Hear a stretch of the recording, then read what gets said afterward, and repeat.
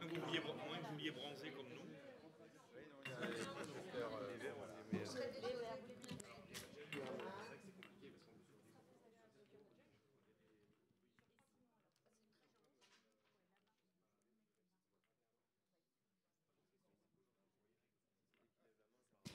Bon, mesdames, messieurs, je vais vous proposer de commencer cet échange, si vous voulez bien, vous installer. On est en train de régler les petits problèmes techniques, mais on va s'en sortir. Donc, merci de votre présence. Donc, Philippe Chalepin, je suis coprésident avec Paul Carrère du groupe de travail sur les communes nouvelles et je suis maire de Baugé en Anjou, commune nouvelle créée en 2012. Donc, on a une petite expérience du sujet qui s'est étendue en 2016 et on a eu le plaisir d'accueillir il y a quelques mois les assises des communes nouvelles à Baugé en Anjou. Je ne sais pas si vous avez pu y venir ou suivre les débats en visio, mais voilà. Donc, ce groupe de travail est coprésidé avec Paul Carrère, que je vais laisser se présenter, et puis Jean-Marc Vasse, qui est donc aussi membre de ce groupe de travail, maire de Terre de Caux, et Morxens-la-Nouvelle pour Paul. Morxens, alors bon. Et puis, nous avons toujours le plaisir d'avoir à nos côtés notre sénatrice, à nous tous, la sénatrice des communes nouvelles, en fait, Françoise Gatel. Et nous attendons la députée des communes nouvelles qui va nous rejoindre, Madame Stella Dupont, qui était députée du Maine-et-Loire, qui nous accompagne beaucoup dans la gestion de quelques sujets d'actualité. Voilà, donc je vais donner la parole à Jean-Marc dans un premier temps, en fait, vous savez que nous avons perdu un ami il y a quelques semaines et Jean-Marc voulait dire quelque chose. Merci Philippe, bonjour à tous. Effectivement, c'est un hommage que nous voulons rendre à Vincent Aubel, universitaire, politologue. Vincent Aubel faisait partie de ces experts qui n'aimaient pas seulement observer ou commenter, mais qui aimaient avant tout échanger, débattre avec les élus et leurs équipes. Avocat infatigable de la décentralisation dans toutes ses dimensions et attentif à l'évolution de la démocratie, il était capable de parler à tous, au Sénat, à l'Assemblée nationale, dans les cabinets ministériels, mais aussi sur le terrain, avec les élus qui étaient en prise aux situations les plus concrètes et parfois les plus délicates. Il avait travaillé de nombreuses années dans les collectivités locales, avant de devenir professeur de droit public, auteur de nombreux articles et ouvrages consacrés à l'intercommunalité, aux communes nouvelles ou à la décentralisation. Il a été à l'AMF notre compagnon de route dès l'origine du mouvement des communes nouvelles en 2014 pour soutenir la cause que nous défendions. Il avait participé en 2016 au comité de réflexion que François Barouin avait mis en place avec André Léniel sur l'avenir des communes au XXIe siècle. Ça s'intitulait « Ensemble, inventons les communes du XXIe siècle ». Aux côtés d'Éric Orsena, de Fabrice D'Almeida, de Pascal Perrineau, de Gérard-François Dumont et de Géraldine Chavrier. À titre personnel, c'est pendant toutes ces séances du comité de réflexion que j'ai vraiment fait connaissance avec Vincent. Pour l'AMF, il a rédigé 2 panoramas sur le mouvement des communes nouvelles. D'abord un premier tome en 2019 et puis le second tome paru l'année dernière. Passionné par les enjeux de décentralisation et par les dynamiques locales, il avait à cœur de participer à chacune de nos rencontres nationales des communes nouvelles, encore à Beaujeu-en-Anjou, car il voulait créer l'envie de se lancer dans cette aventure, une aventure territoriale. Et il en a accompagné de nombreuses. Certains travaillaient encore avec lui tout récemment. Il était présent le 29 juin dernier à Beaujeu-en-Anjou, cher Philippe, à nos assises. Il aurait été des nôtres, assurément, aujourd'hui, mais malheureusement, le destin en a décidé autrement. Vincent Aubel est décédé à la veille du 14 juillet, victime d'une chute sur le chemin de randonnée des Pyrénées. Nous lui rendons hommage en citant son propos dans le manifeste pour les communes du XXIe siècle. Il écrivait « Ensemble, audacieux, pour refonder la commune du XXIe siècle afin de doter notre organisation territoriale de fondations solides et pertinentes. » Je vous remercie au nom de l'AMF pour ce moment de recueillement en sa mémoire. Merci de votre attention.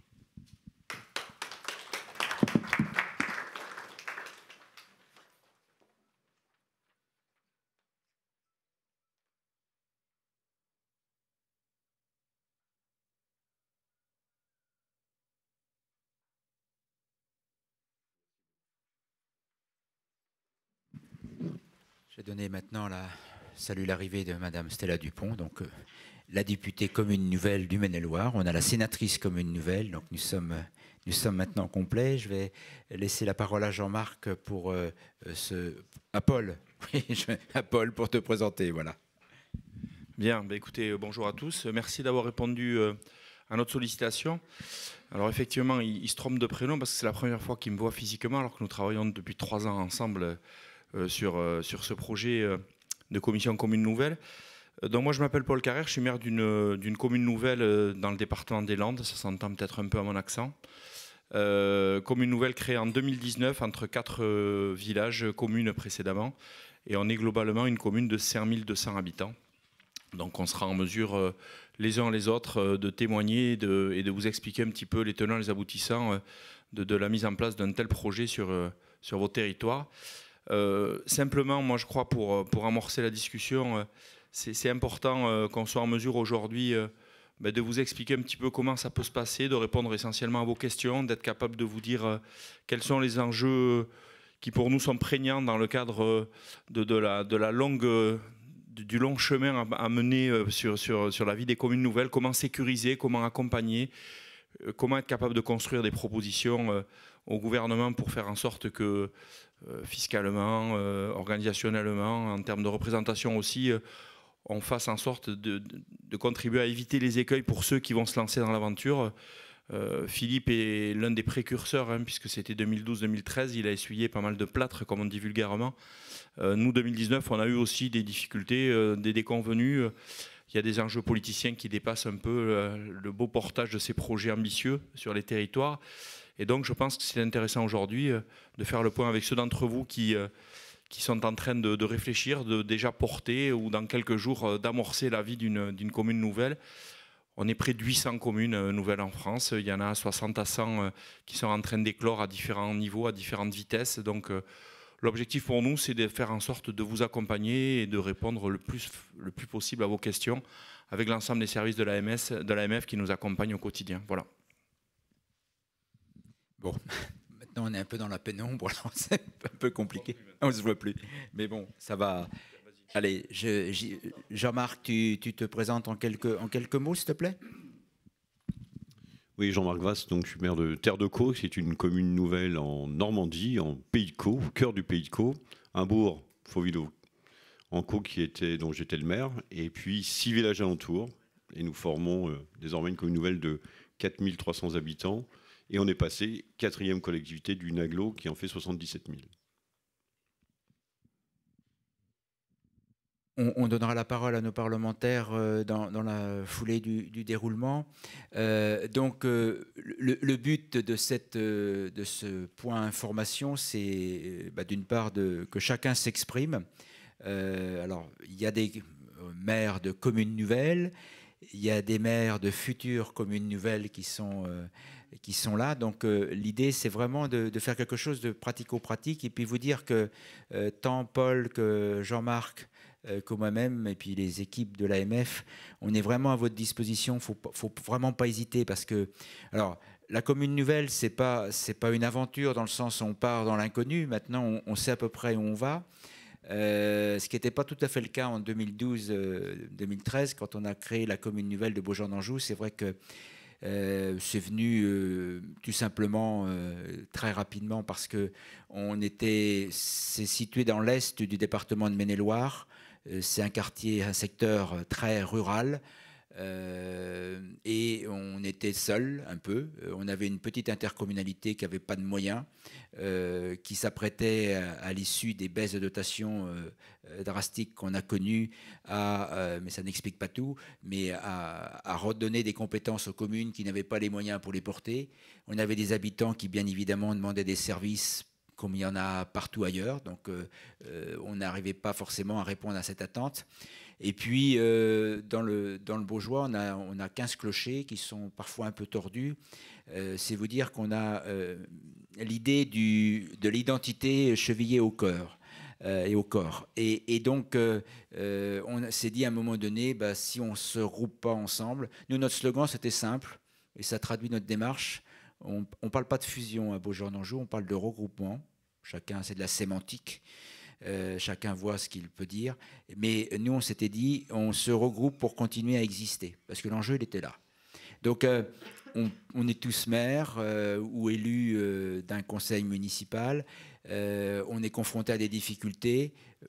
Quand j'aime à le répéter, le jour où vous ne pouvez plus entretenir votre voirie, le jour où vous n'êtes pas en mesure de faire face à l'arrivée de nouveaux habitants, que vous n'arrivez pas à accueillir de nouveaux habitants, que les entreprises se disent on ne va jamais s'installer là parce qu'ici ne passe rien, que les associations commencent à se dire on n'a pas de moyens, que la santé, on connaît des problèmes, on n'a pas suffisamment de médecins, etc. Une fois qu'on additionne tout ça et on se dit mais comment on va faire? Alors je passe les problèmes de financement, de dotation, comment on gère mieux nos finances publiques, comment on mutualise. Alors bien sûr, il y a l'intercommunalité. Moi je suis président d'une intercommunalité, donc je sais comment ça fonctionne aussi. Si ce n'est que l'intercommunalité, c'est un outil, ce n'est pas une collectivité. Et l'intercommunalité, elle a ses limites. Voilà. Et donc, quand vous n'arrivez pas à répondre positivement à ces questions, qui sont des questions du quotidien, hein, parce qu'on fait une commune nouvelle, c'est pas pour soi, c'est pas pour être le premier ou l'élu innovant du territoire, c'est parce qu'il y a un besoin. Et donc, la réponse, moi j'ai tendance à le dire, qu'il n'y en a pas 150. On ne peut pas toujours être dans la complainte, si vous voulez, en tant qu'élu. C'est vrai qu'on est toujours en train de dire, oui, mais enfin, bon, l'État... fait pas ci, l'État donne pas ça, les dotations baissent. Il y a des réalités. Mais en face, qu'est-ce que nous on fait pour régler ces problèmes-là? Parce que c'est bien beau de toujours demander plus à l'État. L'État, c'est très incertain parce qu'un jour c'est bien et puis l'année d'après c'est moins parce qu'il y a d'autres contraintes qui nous échappent. Si nous on fait pas notre part des choses, oui, on continuera à se plaindre. Mais nos habitants, ils ne sont pas là pour entendre la complainte du maire. Ils attendent des solutions de la part du maire. Et je pense que la commune nouvelle, c'est vraiment une solution. On a fêté nos 10 ans à Baugé-en-Anjou cette année. On a eu l'honneur d'accueillir les assises. On a fait la liste de tous les projets.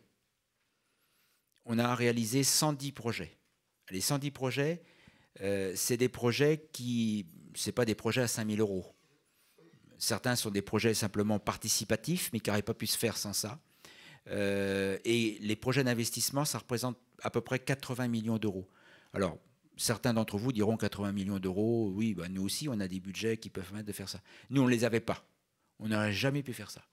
Et quand les habitants me questionnent en disant votre commune nouvelle, je dis c'est pas compliqué, regardez ce qui a été fait sur votre commune déléguée, et dites-vous simplement une chose, est-ce qu'on aurait pu le faire si on n'était pas regroupé? Voilà. Après, on n'a pas la science infuse, on peut se tromper. C'est des fois un cheminement, un chemin des fois un peu compliqué. On peut avoir des doutes, on peut avoir des... Voilà. Mais en fait, ceux qui ont déjà réalisé la commune nouvelle, vous avez déjà réalisé beaucoup de choses. Ceux qui envisagent de le faire, je ne vais pas vous dire que c'est facile. D'accord ? Mais on a l'habitude, quand on est élu, s'il y avait des choses faciles à faire, il y aurait plein de candidats aux élections municipales. C'est pas facile. Ça devient moins compliqué qu'il y a quelques années parce qu'on commence à savoir où on va. Il y a des choses à améliorer et on compte sur nos parlementaires. Stella, côté député, a travaillé beaucoup sur les dotations parce que là, on s'est battu pour garder au moins les mêmes dotations qu'on avait par le passé. Donc je crois qu'on n'est pas loin d'aboutir. Et puis Françoise Gatel est aussi au niveau du Sénat un relais important. Elle porte aussi la parole de nos communes nouvelles. Donc on continue à faire vivre. La commune nouvelle, ce n'est pas quelque chose de fixe, de figé. Ça évolue. Comme il n'y a pas une commune en France identique, il n'y a pas une commune nouvelle identique. Ça, il faut bien le comprendre. Et chacun construit sa commune nouvelle. Une chose qu'il faut peut-être éviter... je le disais il y a quelques temps, il faut faire la commune nouvelle pour quelque chose. Donc il vous faut un projet. Ça, c'est incontournable. Si vous n'avez pas de projet, ça ne sert à rien de faire une commune nouvelle. Parce que très vite, vous allez tourner en boucle et les gens vont se dire, mais pourquoi ils font ça? Ça n'apporte rien. Donc il faut effectivement avoir un projet, bâtir un projet, le construire, s'autoriser aussi à se tromper, à faire évoluer le projet. Il y a des petits systèmes très simples qui permettent d'associer la population, qui permettent de garder l'identité des villages. Moi, j'ai 15 villages. Voilà. Il y a une commune. D'ailleurs, pour nos 10 ans, on a mis 15 villages pour une commune nouvelle. Donc ça, c'est important. Et puis terminer sur un mot très positif. il y a quelques années, enfin il y a 2 ans, on voulait faire un petit point sur comment vivaient les habitants, puisque Beaujean-d'Anjou, c'est 2012, la première commune, à 5, et puis en 2015, on l'a étendu à 15. Et en 2018, on s'est dit, bon allez, il faut qu'on fasse un petit point pour savoir comment les gens voient les choses. Et on avait des thématiques, alors avec l'environnement, et puis on avait un thème sur la jeunesse. Et là, on avait plein d'ados dans la salle. Bon, très bien, c'est pas souvent que les ados viennent à des réunions avec le maire. Bon, et on fait un petit tour pour se présenter. Et je dis à un jeune, mais voilà, tu te présentes, tu dis où tu habites. Alors il me regarde avec des grands yeux, il me dit, bah, j'habite Beaujean-d'Anjou. Bah, oui, mais tu habites où? Bah, Beaujean-d'Anjou, monsieur le maire. Et j'ai compris qu'il fallait que je lui parle de village. Je dis, oui, mais ton village, c'est quoi? Ah, mon village, c'est Bossé. Vous voyez, il avait déjà parfaitement appréhendé la dimension de la commune nouvelle. Il était déjà dans la commune nouvelle. Et les jeunes qui sont là, certains ont fêté les 10 ans, leurs anniversaires en même temps que la commune. Eh ben, le conseil municipal des jeunes, alors là, ils habitent un village, mais ils sont conseil municipal des jeunes de Beaujean-d'Anjou. Donc voilà, faut bien vous dire qu'on ne travaille pas pour nous, on travaille pour les générations qui viennent et qui vont avoir plaisir à vivre dans un territoire qu'on va construire avec eux et pour eux. Donc c'est voilà, le petit message que je voulais faire passer. Il faut avoir un peu de courage pour se lancer dans une commune nouvelle. C'est sûr que si vous souhaitez rester passif, faites pas une commune nouvelle. D'accord? Mais comme là, il n'y a que des gens courageux, comme il y a des gens courageux, voilà. Et puis, honnêtement, si vous voulez, quand on est élu, c'est pour aller couper le ruban quand il y a une inauguration de temps en temps ou avoir sa photo dans le journal, ça sert à rien. C'est pas pour ça qu'on est élu. Enfin, moi, le jour où j'aurais plus rien à faire, je serais plus élu, j'arrêterais. Et je pense qu'on est tous pareils. Donc, c'est ça l'objectif. Donc, voilà un petit peu les propos. On va peut-être donner la parole à nos futurs collègues de Commune Nouvelle. Hein? On y va. Alors, donc, Madame Rasseneur. Bonjour, donc c'est moi qui commence. C'est dommage parce que je pensais me positionner par rapport à vous, parce qu'apparemment vous êtes nettement plus avancé que nous. Donc moi je suis Emmanuelle Rasseneur, je suis maire d'une petite commune qui s'appelle Gourlison et qui fait 940 habitants dans le sud Finistère. Et voilà, donc petite commune, donc des inquiétudes chaque année sur le montant des dotations. Quand j'ai pris la mairie, on était à 50 000 € de CAF chaque année, alors qu'on a une école dans laquelle il y a, selon les périodes, entre 80 et 100 élèves, donc un seul employé technique. Donc autant vous dire que c'est un petit peu compliqué. On fait partie de la communauté de communes du Haut-Pays Bigoudin qui fait 18 000 habitants. Et on a des problématiques qui m'ont amené à me rapprocher des maires des communes au-dessus. Par exemple, j'ai beaucoup de contacts avec la mairie du Juc parce qu'on a un problème d'une boîte de nuit qui est pile entre nous. Donc on s'appelle souvent pour gérer les problèmes de la boîte de nuit. J'ai des contacts avec le maire d'au-dessus, qui est la mairie de Gwengat, 1800 habitants, par rapport à des questions tout simplement de services, centre de loisirs, difficultés avec la déchetterie, parce que dans ma communauté de communes, la déchetterie est à 20 minutes, donc les habitants passent leur temps à râler là-dessus, y compris en m'attrapant chez moi à chaque taille de haie. Donc voilà, on a des échanges avec ces deux mairies, mais il s'avère que ces deux mairies sont chacune dans une Comcom différente. Voilà, donc une dans une Comcom de 18 000 habitants, donc le Juc qui fait 760 habitants, et donc Gwengat qui fait partie de la communauté d'agglomération de Quimper, qui est plutôt le bassin de vie dans lequel on est finalement tous les trois. Donc on est un jour, à la faveur d'un déjeuner, on s'est dit qu'il fallait renforcer nos coopérations, et on s'est aperçu qu'on avait tellement de difficultés à vivre chacun son mandat dans une petite structure que j'ai fini par dire à un moment donné, allez viens, on fusionne. Mais au départ, c'était une boutade. Parce que 3 Comcom différentes, des SCOT différents, des SAGE différents, des SDIS, des CIVU de services de secours différents. Sur le moment, on se dit, oh, mais vous savez, il y a des moments où on dit un truc comme ça paraît être une connerie, mais au départ, tout le monde rigole, et le truc, il est posé quand même. Donc on se dit, quand même, peut-être que ça vaut quand même le coup de tester l'idée sur quelques personnes sous le sceau du secret absolu au départ. Voilà. Et il s'avère que le maire de Gwengat, sa femme est la sœur de mon adjointe à la communication et la meilleure amie de ma secrétaire générale. Du coup, c'était le premier test le soir. Je lui ai dit, bon, on a pensé à ça. Première réaction, c'est, vous avez fumé quoi avec la pizza? Ça se fera jamais, ne serait-ce que parce que les clubs de foot sont ennemis depuis toujours, même si on fait ensemble le mondial pupille. Voilà. Et ben, finalement, la première réaction a été, effectivement, vous êtes fous. Et la deuxième est quand même, ça permettrait de faire ça. Effectivement, le centre de loisirs, ça réglerait la question. La déchetterie, ça réglerait la question. Ça permettrait peut-être de repenser la mobilité en se rapprochant de Quimper, d'avoir des bus, ce qui faciliterait la mobilité des jeunes, puisque on sait très bien qu'en zone rurale, c'est ça le plus gros problème, quand les jeunes deviennent ados. Donc voilà, on s'est dit, finalement, on arriverait à 3600 habitants. Ça nous donnerait quand même plus de poids. Et puis derrière, là, dernièrement encore, on a eu la tempête, qui a été quand même un moment très très difficile à vivre sur notre secteur. Et nous, voilà, commune avec un seul agent technique qui va tout seul déblayer les routes.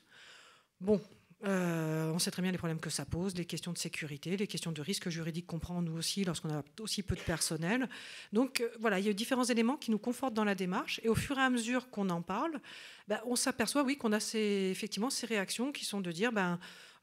d'abord, vous êtes fous, et après, ouais, mais quand même, ça se regarde. Ça se regarde, ça nous permettrait de faire des choses et de ne pas avoir l'impression d'être toujours avec une espèce d'épée de Damoclès en se demandant si on aura les moyens demain de faire vivre l'école, de continuer la cantine avec les enjeux qu'on y a donnés qui sont de faire autant que possible du bio, du local et du cuisiner sur place. Donc voilà, nous ce qu'on veut, c'est vraiment réussir à construire comme ça un projet entre nous trois qui nous permette déjà de maintenir les services existants, parce qu'avec l'annonce attendue des dotations, on ne sait pas si on pourra. Il y a un an, dans le Finistère, on fait le congrès des maires locaux. Donc, on a fait ça l'année dernière, et il y avait une maire qui disait, avec les baisses de dotation, l'augmentation du coût de l'électricité, l'inflation, en fait, elle s'interrogeait sur sa capacité à maintenir la cantine scolaire. Enfin, ça, c'est des cataclysmes quand on se dit, mais si on en est là, c'est plus possible. Donc il faut à partir de là se fédérer et essayer de se donner les moyens de maintenir des services, voire d'en développer, puisque vous évoquiez tout à l'heure la question de la santé. C'est sûr que chez nous, il y a un problème de désert médical, il y a plein de spécialités qu'on ne trouve plus, il faut faire 100 bornes pour trouver un dentiste, c'est devenu assez compliqué. Donc voilà, on se dit qu'en étant plus important, peut-être qu'on pourra derrière offrir des services à la population qui est de plus en plus exigeante et de plus en plus impactante aussi sur nos responsabilités et les risques juridiques qu'on prend sur différents sujets. Voilà. Très bien, merci. Deuxième témoignage, c'est parti, merci. Bien, bonjour à toutes et à tous, Mathieu de Monchaux, je suis maire d'Hesdin dans le Pas-de-Calais. Je suis également président de la communauté de communes des 7 vallées. Donc Hesdin, on est la capitale, une communauté de communes très rurale puisque Hesdin compte 2200 habitants. La communauté de communes 30 000 et j'ai la plus grosse commune en nombre d'habitants. Donc vous voyez, ça vous donne une idée du reste du territoire. Notre projet de commune nouvelle, en fait, est un vieux serpent de mer, un très vieux serpent de mer, puisqu'il date d'il y a 50 ans. Voilà. On parle même d'un projet en 1845, et moi j'ai ma théorie là-dessus, puisque c'est l'empereur Charles Quint qui a construit cette ville en 1554. C'est les Pays-Bas espagnols, il était en guerre, et quand les Français ont repris le siège, je pense qu'il ne l'avait pas imaginé comme ça, et en fait il a construit Hesdin au milieu d'une paroisse de Marconne. C'est-à-dire que nous faisons partie des quelques villes en France à être entièrement ceinturées par une autre commune. Donc je suis en train de vous dire qu'en fait, il y a une vraie logique géographique. Cette commune de Marconne entoure intégralement Hesdin et 3 autres communes viennent entourer ce noyau. Alors c'est vrai qu'il y a une habitude, il y a une logique géographique, mais il y a de vraies habitudes aussi dans le bassin de vie avec nos habitants, puisqu'il y a bien longtemps que nos habitants, pour beaucoup, ont intégré le fait qu'ils étaient dans la même commune. Aujourd'hui, quand ils vont à la piscine qui est sur Marconne, pour eux, ils vont à la piscine d'Hesdin. Quand ils vont à la maison de santé ou au McDonald's qui est à Saint-Austreberte, ils vont également au McDonald's de Hesdin. Donc, dans les habitudes des habitants, on se rend compte que c'est plutôt logique. Et il y avait la partie élue. tous les égos qui vont autour. On en a souvent parlé. Et là encore, on a pu faire un vrai travail depuis 3 ans. Alors si ce projet remonte à 50 ans, ça a toujours été un petit peu le bazar dans le système planétaire. Là, pour le coup, les planètes sont bien alignées et on souhaite en profiter. Hesdin est une petite ville de demain, plutôt efficace. Je salue d'ailleurs notre chef de projet qui est ici et mon directeur général des services. On a vraiment saisi cette opportunité. Pourquoi je vous parle des petites villes de demain, c'est que en fait, j'ai vite intégré les 4 communes autour d'Hesdin dans ce projet Petite Ville de demain pour en faire profiter. L'ORT a été calé sur le périmètre des 5 communes, donc il y a 3 ans. Nous avons monté un CISPD. Encore une fois, j'ai intégré les 5 communes sur le territoire. J'ai porté un projet de création de centres social et culturels. J'ai intégré les 5 communes dedans. Donc il y a eu, non pas de la séduction de ma part, ne le croyez pas, mais en tout cas une vraie volonté de travailler avec mes voisins, collègues, amis, parce que on se connaît très très bien et depuis très longtemps. Alors pour le coup, sur les 5, ils me connaissent depuis très longtemps et il n'y a pas trop de problème d'ego, parce que je suis encore... un peu trop vieux pour être jeune, mais par rapport à eux, je suis encore très jeune, trop jeune pour être vieux. Donc c'est tous leur dernier mandat et c'est vrai que ça simplifiait un petit peu les choses. Il y a une vraie confiance entre nous, des vraies habitudes de travail. Et ensuite, j'en ai parlé au préfet qui m'a dit, écoutez, je vous aime bien, votre histoire c'est une bonne idée, mais c'est casse-gueule. Donc vous allez prendre contact avec l'AMF, vous allez contacter un maire du côté de Baugé en Anjou, ce qu'on a fait tout de suite. Et monsieur Chalopin, on était encore en période un peu Covid et il s'est connecté 2 heures avec nous en visio. Ça a permis aux élus d'écouter le projet, ce que nous avons entendu tout à l'heure.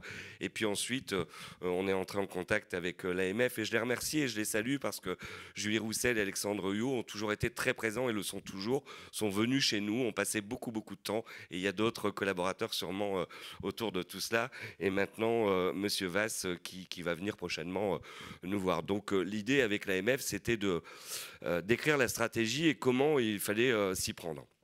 Donc on a fait comme ceux qui ont fait des communes nouvelles ici ont certainement procédé. On a écouté la méthode, on a essayé de choisir celle qui correspondait le mieux à notre territoire, à notre commune.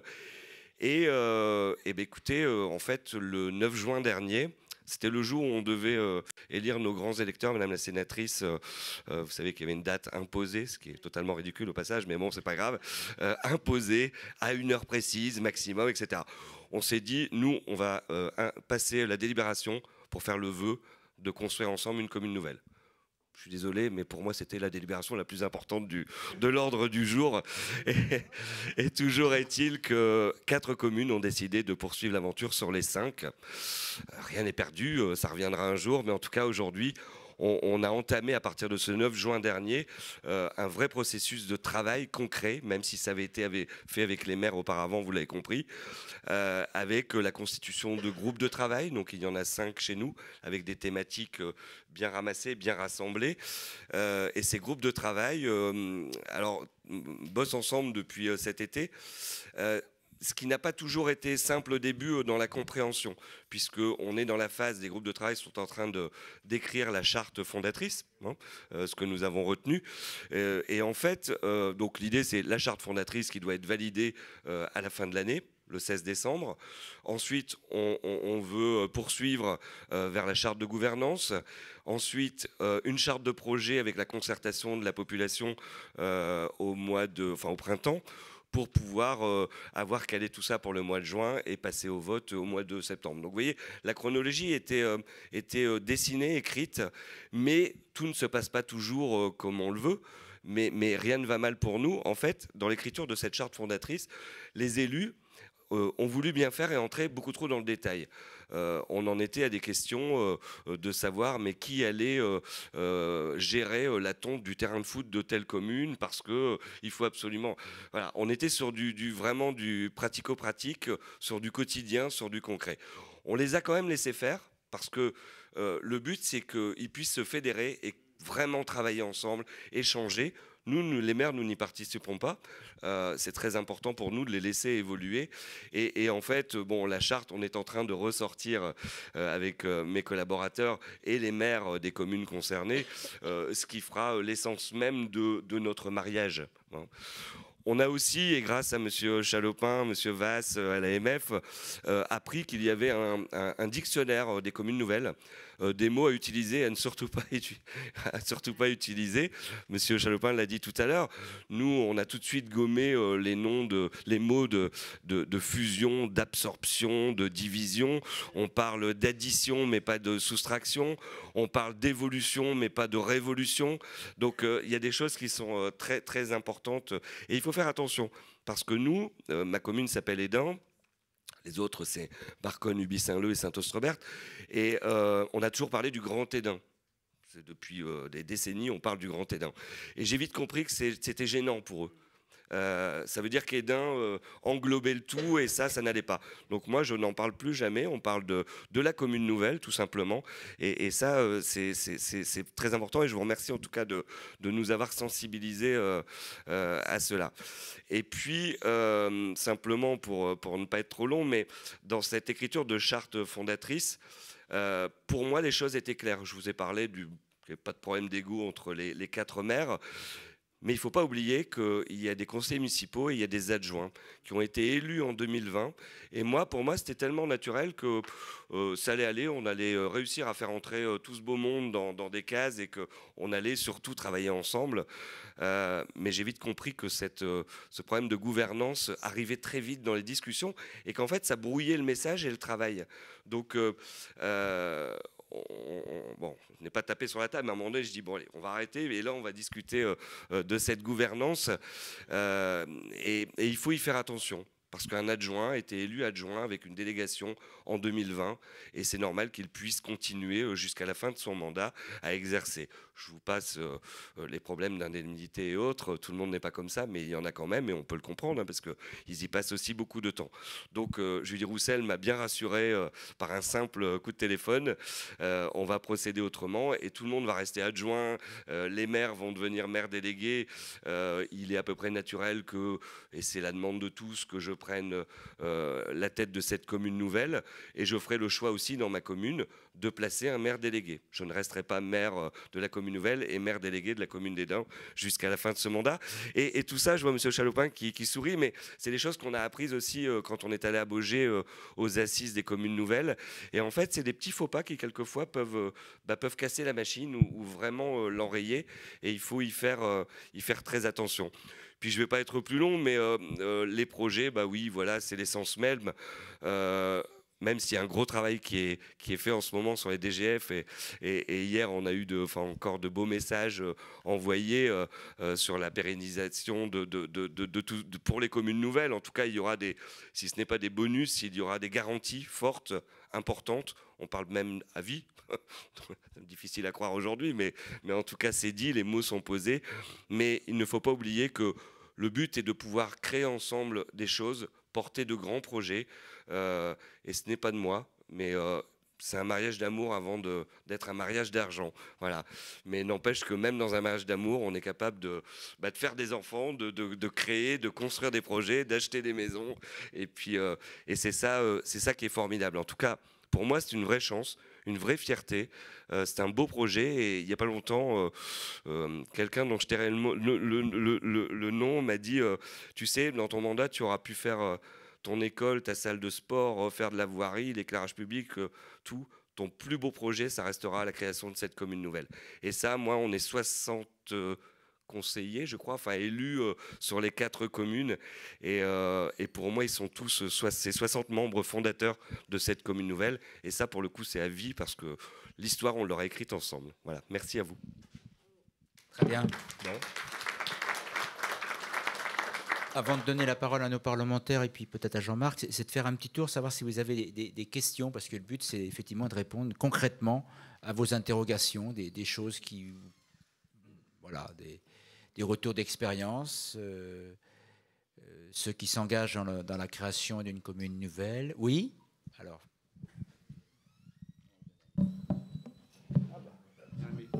C'est bien.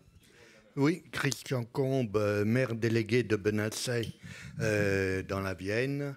Et j'aurais voulu poser une question à M. Chalopin. Quand vous avez dit tout à l'heure, garder l'identité des villages. Comment faites-vous, puisque l'objectif d'une commune nouvelle, c'est un peu de tout regrouper? Oh, bah c'est relativement simple parce que nous, on a gardé nos 15 villages. On a gardé nos 15 communes déléguées avec un maire délégué. Et pour que, je dirais, qu'on associe le plus grand nombre, on a créé des conseils consultatifs. C'est de la démocratie participative. Qui compose ces conseils consultatifs? Alors, d'une part, le maire délégué, qui est chargé d'animer le conseil consultatif. Les élus qui habitent la commune déléguée, qui participent, et puis on a coopté soit des présidents d'associations, parfois des anciens élus qui disaient « Oh ben moi je veux bien donner un petit coup de main, mais je ne veux pas en faire davantage. » Voilà. Donc des responsables, des gens qui peuvent apporter à la commune nouvelle. Il n'y a qu'une seule condition qu'on pose, c'est que la personne qui est membre d'un conseil consultatif soit obligatoirement membre d'une commission municipale. Ça évite l'esprit de clocher, ça évite le phénomène de silo, il y a une vision transversale et les gens travaillent. Et là, on est en train, vous voyez qu'une commune nouvelle, ça se construit. On avait peut-être un trou dans la raquette, on est en train d'écrire une charte du conseil consultatif. On s'est posé plein de questions, et là je les rencontre ce soir, là j'espère qu'ils seront nombreux. On s'est posé la question de savoir si on l'appelait conseil communal consultatif, si on l'appelait conseil communal ou si on l'appelait conseil de village. C'était un peu divisé entre conseil de village et conseil consultatif. Donc bon, on va garder conseil consultatif. Après, on définit dans cette charte ce qu'ils peuvent faire, jusqu'où ils doivent aller et jusqu'où ils ne peuvent pas aller. On fait un projet. C'est quoi le projet? On l'écrit. Est-ce qu'on le chiffre? À un moment donné, qui donne le feu vert pour que ça continue? On a créé tout un schéma décisionnel, en fait, qui permet d'intéresser les gens du conseil consultatif. Mais je peux vous dire, moi je suis sur un territoire où l'identité est très forte. Contrairement à ce qu'on peut imaginer en disant on en joue. Nous, 15 villages. Et on a 2 clubs de foot. Bon, les 2 clubs de foot, ils partagent, on a créé un terrain synthétique. Avec les intempéries qu'on a eues, ils partagent le même terrain. Il n'y a aucun problème. Et là, sur les 10 ans, ils ont fait un match de gala, les 2 clubs ensemble, ils s'entendent parfaitement bien. Donc, on a pu construire des choses avec eux. Et il y a une identité. Donc, on fait très attention à ce que les événements sur l'identité du village, on a fêté par exemple les 600 ans de la bataille du Vieil-Baugé, guerre de 100 ans. Ça s'est passé au Vieil-Baugé, avec les moyens de la commune nouvelle. On a, nous, des manifestations importantes qui sont les commissaricoles chez nous. On soutient ces manifestations. Il faut encourager les villages à continuer à exister. Parce que quand on a créé la commune nouvelle, on me disait, oui, mais tu fais ça, tu vas tout grouper au milieu. Et après, il n'y a plus rien. Si on fait une commune nouvelle, ce n'est pas pour ça. Ma réponse était de dire, si on veut manger tout le monde, ce n'est pas compliqué, on va attendre un peu. Et vous n'aurez plus rien pour financer. Donc les enfants vont venir dans l'école de la ville-centre, et vous n'aurez plus de commerce, vous n'aurez plus rien. Donc on va maintenir. Alors, l'autre élément, j'aurais terminé, pour garder l'identité, il y a un mot qu'il faut utiliser. On parlait du Larousse terminologique. Il y a la notion d'équilibre. Il faut bien penser à ça. Faites des projets et faites que ces projets-là soient équilibrés, que ce ne soit pas toujours au même endroit. Bien sûr, on regarde les besoins. On ne va pas faire des choses, on ne va pas créer un city-stade sur une commune de 52 habitants. J'en ai une commune de 52 habitants. On regarde, mais il faut vraiment faire des choses. Parce que si les habitants se sentent abandonnés, s'ils voient qu'il n'y a rien dans leur village, qu'il ne se passe rien, très rapidement, ils vont dire ça ne sert à rien la commune nouvelle. Mais moi, c'est absolument pas antinomique de faire une commune nouvelle avec, tout en gardant l'identité des villages. C'est comme ça que ça fonctionne d'ailleurs. Parce que sinon, vous n'y arriverez pas. On a 26 000 hectares, la superficie de la commune nouvelle. Je peux vous dire que si je n'ai pas des antennes, des maires délégués, des conseils consultatifs, ça ne remonte pas, quoi. Ça ne vit pas. Donc on peut garder, il n'y a pas de problème là-dessus. Juste pour faire un petit complément, effectivement, moi je pense que c'est le projet qui détermine déjà la réalité de l'identité des villages. Le côté sémantique est très important. Effectivement, il y a les mots bannis, que l'on bannit collectivement, il y a les mots que l'on utilise. La commune nouvelle est composée de différents villages, chez moi c'est 4. L'animation territoriale est très importante. Il faut qu'elle soit partagée avec les citoyens de chaque village et qu'elle soit faite intelligemment parce qu'il y a effectivement des avantages à aller porter certains événements culturels, sportifs ou autres dans tel village plutôt que dans tel autre. Mais l'équilibre, Philippe le disait, est très important. Mais je pense que c'est très important aussi, c'est l'équilibre de représentativité dans l'organisation du conseil municipal des villages. Et moi je pense que le rôle du maire délégué, on en parlera peut-être plus tard, et l'évolution qu'il faudra réfléchir ensemble pour sécuriser cette organisation du maire délégué par rapport au maire, par rapport à l'équipe des adjoints au maire, est très important. Quand on est d'un petit village dans les Landes comme à Beaugé en Anjou, on est très attaché à son village, on est très attaché, je suis désolé, il y a moins de foot chez nous c'est plus du basket et du rugby, mais on est très attaché à son ACCA, à son organisation synergétique, on est très attaché à certains principes que tout le monde connaît en milieu rural. Et si on est en maire délégué, on a, comme le dit Philippe, une courroie de transmission avec le maire de la commune nouvelle. Et ça, je crois que c'est très important. Nous, on a poussé le vice dans la charte constitutive à proposer une organisation de représentativité sur la composition de la liste. C'est-à-dire c'était 4 sur 11 dans les petits villages et 21 sur 27 dans la commune centre. On était comme vous 60 dans la période transitoire, on passait à 33 strates, vous savez tous, de plus de 10 000 chez moi. Bon. Et la question qui va se poser, qui est très importante, et le travail qu'on doit porter ensemble est très important, c'est quid de la représentation à venir, une fois qu'on a franchi ce seuil de 10 000 pour moi et qu'on revient à 5 000, on va perdre la représentativité. Et je pense qu'on doit construire des propositions pour que nos parlementaires portent ces propositions au gouvernement, parce que c'est pas neutre. Une commune qui est chez moi représentée à 4, si elle doit passer à 3, c'est un de moins. Ou alors, alors on s'organisera, peut-être que la plus grosse commune passera de 21 à 17 et ouvrira. Bon, c'est très important, et je crois que la nouvelle stratégie du maire délégué, il faut vraiment pas le louper, quoi. Le maire délégué, si le maire délégué ça marche pas, la commune nouvelle ça marche difficilement. Et après, quand on est maire d'une commune nouvelle, attention à la relation avec le maire délégué. Certains en font des adjoints, d'autres en font pas d'adjoints, ils les mettent à part. Il faut vraiment le travailler dans le projet, parce que c'est casse-pipe aussi. Oui, il y a des trous dans la raquette en ce moment qu'il faut qu'on essaie de combler. C'est le rôle du maire délégué, le rôle des adjoints. Moi, j'étais confronté à une difficulté. Les adjoints me disent moi, j'ai une compétence sur l'ensemble du territoire. Le maire délégué, il a une compétence sur sa commune déléguée. Alors, pour certains, ils sont aussi adjoints, donc ça règle le problème. Mais voilà, il va falloir qu'on se mette autour de la table. Moi, j'ai pas de solution aujourd'hui, et ça serait certainement trop long, mais ça fera partie des sujets qu'il faut qu'on traite. Tout simplement, c'est pas pour écarter un tel et un tel, mais il faut que ça soit transparent et clair pour tout le monde. Moi, je suis persuadé qu'une commune nouvelle sans maire délégué, ça peut pas fonctionner.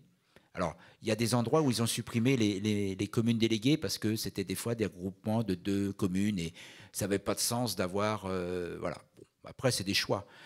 Moi, je sais que arriver à un niveau, déjà 3, je pense que...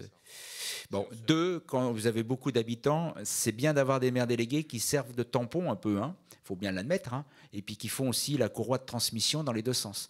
Moi, je pense que c'est essentiel de garder les maires délégués et les communes déléguées. Après, est-ce que vous allez plus loin dans l'organisation pour définir des conseils consultatifs? Après, chacun voit. La commune nouvelle, c'est quelque chose qui est façonnable à façon, quoi. On peut faire plein de choses, quoi. Modulable à façon. Donc, il ne faut pas hésiter à créer des choses. C'est un laboratoire, en fait, de démocratie locale, la commune nouvelle. Parce que on nous parle souvent de démocratie participative, de consultation citoyenne. 4000 habitants, on se disait, bon, je peux vous dire qu'à 12 000, c'est indispensable. Si vous n'associez pas la population à travers des groupes de travail, des ateliers, des rencontres, des visites, etc., de rue, ça ne marche pas, quoi. Donc, la commune nouvelle, elle est beaucoup plus exigeante dans ce sens-là, où il faut associer encore davantage. Donc, n'hésitez pas dans vos chartes. Alors, les chartes, elles peuvent être modulables, bien évidemment aussi. C'est bien d'écrire quelque chose pour se poser les questions. Parce que des fois, quand on commence à poser la question, ça suscite d'autres questions. Et les gens se disent « Ah oui, tiens, en fait, on n'avait pas pensé à ça. » Donc, une charte, après, on peut aller plus loin dans la gouvernance, etc.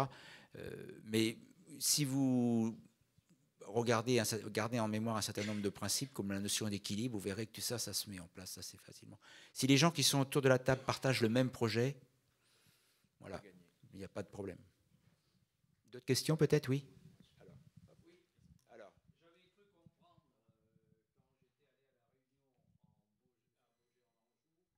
Quand j'étais allé à la réunion à Beaugency-en-Anjou, j'avais cru comprendre que vous préconisiez que les maires délégués soient en même temps adjoints de la commune nouvelle pour qu'ils ne se préoccupent pas uniquement de leur commune déléguée, mais qui conservent bien un intérêt pour l'ensemble du territoire. Et deuxièmement, vous avez parlé dans les Landes là que votre commune avait, vous envisagiez 21 conseillers de votre commune sur la totalité de 33, je crois, c'est-à-dire une large majorité. Est-ce qu'il n'est pas souhaitable que dans les origines des conseillers municipaux, aucune commune n'est en nombre de conseillers ne soit majoritaire? Un peu comme on a les choses dans les intercommunalités. Jean-Marc, tu réponds sur en partage? Parce que c'est une question frontale pour les Landes, donc je suis hyper heureux parce que comme il n'y a pas de commune dans le sud-ouest, je peux en profiter. Le mondial de rugby, c'est fini. Hein. Et puis regarde, je suis assez solide en plus. Ouais, je pense que je vais pas. Moi, je suis plutôt demi d'ouverture. Tu vois. Ouais, voire demi de mêlée. Je te connaissais pas effectivement. Chez nous, tu jouerais demi de mêlée. Ouais. Je te laisse répondre sur les. Alors sur la première partie, c'est souvent une préconisation qu'on fait. Mais ça va dépendre aussi des profils des maires en place qui vont devenir maires délégués et qui ont une approche qui est, bah oui, j'ai été maire de la commune qui devient le village, qui devient une commune déléguée, et je y reste attaché, ça fait longtemps, etc. Donc, lorsqu'on propose une fonction d'adjoint, on l'oblige à avoir une vision transversale. Et moi, l'expérience que j'ai, c'est que ceux-là me disent... je prends beaucoup plus de plaisir à exercer ma fonction d'adjoint parce que effectivement je tournais un peu en rond mais je le suis toujours. Et puis on a l'autre approche où ce sont des nouveaux maires délégués qui n'étaient pas adjoints, qui ont été conseillers, etc. Et là on leur demande de faire les deux, ce que disait Philippe tout à l'heure, c'est-à-dire d'être en capacité de relayer dans la commune déléguée les décisions de la commune nouvelle, de les porter, de les faire comprendre, de les faire partager, et en même temps d'exercer leur mission qui est lourde, parce qu'ils se rendent compte que, bien évidemment, il y en a une qui est dans ce cas-là, qui est la première adjointe d'ailleurs, et qui est en charge de toute la question des familles, des écoles, la crèche, etc. C'est du boulot, elle s'en rend compte. Et en même temps, il faut qu'elle aille aussi sur le terrain. Donc en fait, ça dépend des profils. Mais ma recommandation, c'est effectivement de combiner les deux pour que personne ne s'échappe. Ça ne veut pas dire que de temps en temps, il n'y a pas d'esprit de clocher qui remonte. Et là, on revient avec la question du conseil. Nous, on a appelé ça conseil de village. Donc, on revendique le fait qu'on peut toujours avoir l'esprit de clocher, mais à l'échelle de son village. Mais que l'administration, c'est à l'échelle de la commune. Et le village, on sait d'où il vient, comme la commune, c'est-à-dire des paroisses. OK, on se souvient, on n'a pas oublié. Mais l'administration... elle est républicaine, donc elle est dans la commune. Voilà les deux informations que je pouvais partager. Alors, justement, on partage tous les trois cette organisation. Nous, on l'a effectivement calibré.